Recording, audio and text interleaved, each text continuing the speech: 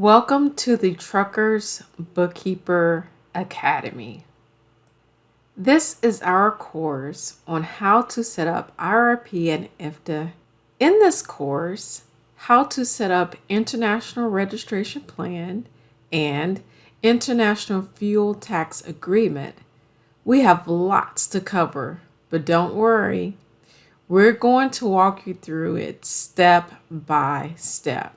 We'll start by looking at what is IRP.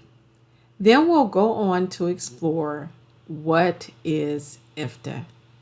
We can look at IRP and IFTA and the various items needed to get the registration approved the first time.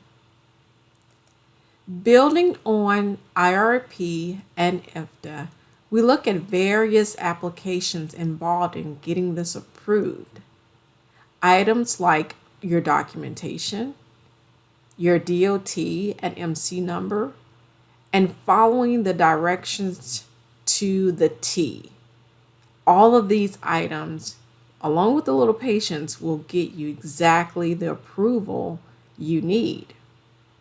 Throughout this course, we will be laying down useful information that we use in getting IRP and IFTA applications approved. As you progress through our courses, you will be able to build your knowledge and confidence.